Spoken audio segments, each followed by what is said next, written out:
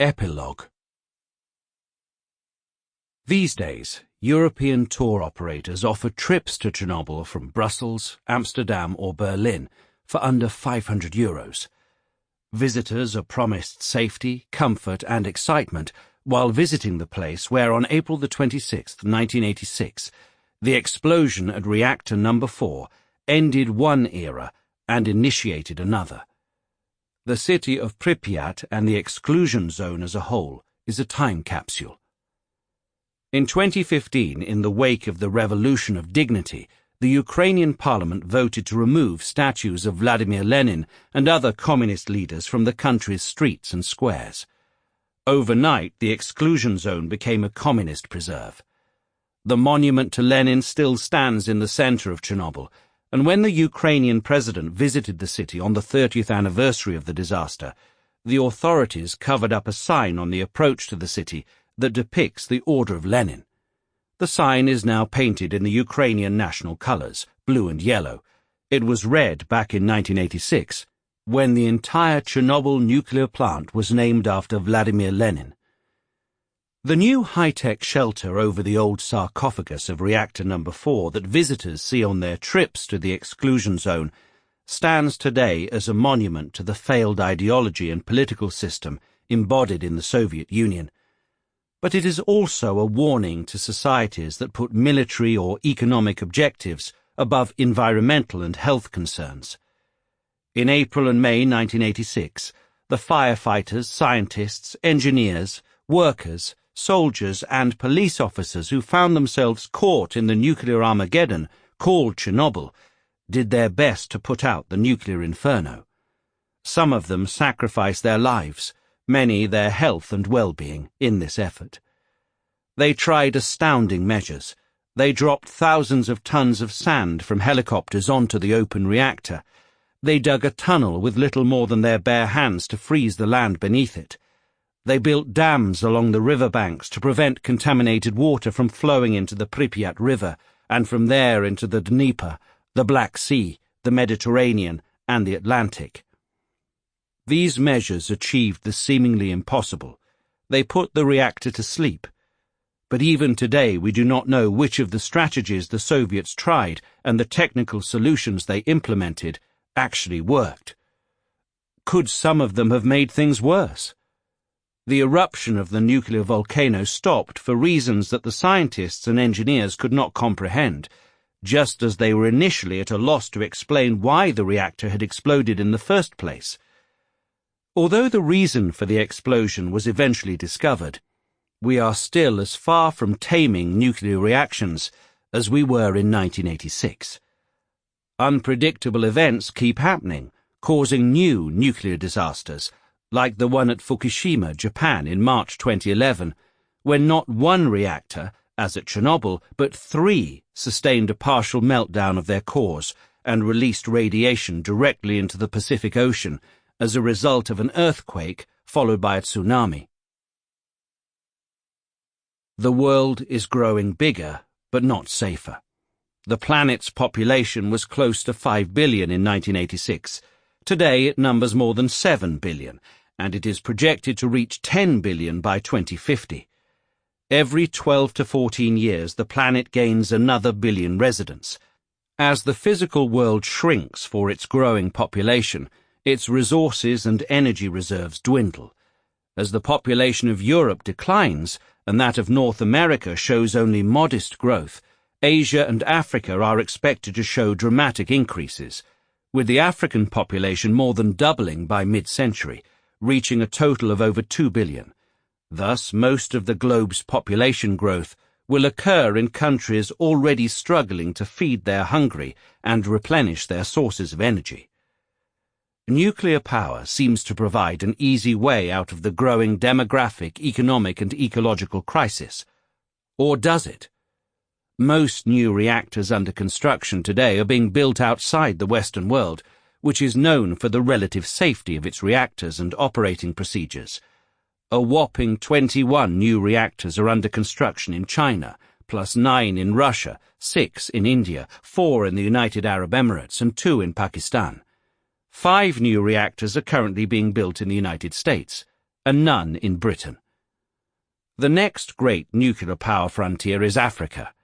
Volatile Egypt is currently building 2 reactors, its first in history. Are we sure that all these reactors are sound, that safety procedures will be followed to the letter, and that the autocratic regimes running most of those countries will not sacrifice the safety of their people and the world as a whole to get extra energy and cash to build up their military, ensure rapid economic development, and try to head off public discontent? That is exactly what happened in the Soviet Union back in 1986. The immediate cause of the Chernobyl accident was a turbine test that went wrong, but its deeper roots lay in the interaction between major flaws in the Soviet political system and major flaws in the nuclear industry. One such flaw at Chernobyl was the military origin of the nuclear power industry. Chernobyl-type reactors had been adapted from the technology that had been created to produce nuclear bombs. Moreover, although it was volatile under certain physical conditions, the Chernobyl-type reactor had been pronounced safe. It was actively promoted by leaders of the Soviet military-industrial complex, who later refused to take responsibility for the disaster.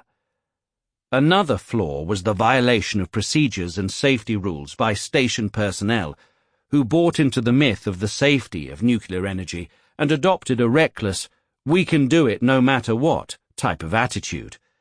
It was the same attitude that characterized the country's desperate attempts to catch up with the West in the economic and military spheres.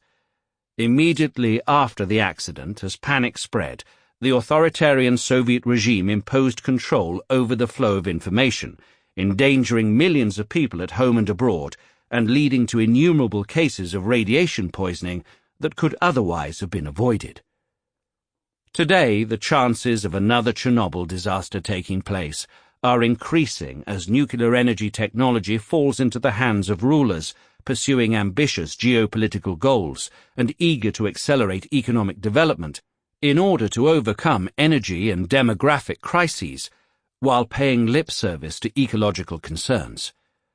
While world attention is focused on the non-proliferation of nuclear arms, an equally great danger looms from the mismanagement of atoms for peace in the developing world. The story of Chernobyl points to the need to strengthen international control over the construction and exploitation of nuclear power stations, as well as to develop new nuclear technologies, such as those now being explored by Bill Gates and his TerraPower company, to produce cheaper, safer, and ecologically cleaner reactors. Investment in such research and development, with the clear understanding that financial benefits may be years, if not decades, away, is imperative if the world is to survive the current energy crisis and the continuing demographic boom. Is another nuclear Armageddon, like the one at Chernobyl, possible today? As the disaster receded in time, the loudest voices were those of optimists who denied such a possibility. Safety procedures at nuclear power plants have indeed improved. The old Soviet-era RBMK reactors have been decommissioned, and new reactors offer a level of safety that nuclear engineers could only have dreamed of in 1986. But then, a quarter century after Chernobyl, came Fukushima. The nuclear disaster of 2011 at the Fukushima Daiichi nuclear power plant indicated a different vulnerability of nuclear reactors.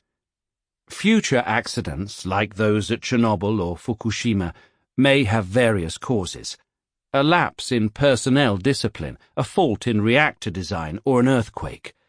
There is also the growing danger of terrorist attacks on nuclear plants. One such attempt was investigated by the Belgian authorities in March 2016. Cyber attacks by hackers are another danger, as evidenced by the one that shut down the Chernobyl radiation monitoring systems in June 2017. The Ukrainian authorities believe that it had originated in Russia. The decommissioning of the Chernobyl nuclear plant and the construction of a new sarcophagus over the damaged reactor helped to close the most tragic page in the history of the nuclear power industry. But it is still imperative that we draw the right lessons from the Chernobyl disaster. The most crucial lesson is the importance of counteracting the dangers posed by nuclear nationalism and isolationism, and of ensuring close international cooperation between countries developing nuclear projects. This lesson is especially important today, when the forces of populism, nationalism, and anti-globalism are finding more adherents in a world that relies increasingly on nuclear technology for the production of energy. The world has already been overwhelmed by one Chernobyl and one exclusion zone. It cannot afford any more. It must learn its lessons from what happened in and around Chernobyl on April the 26th, 1986.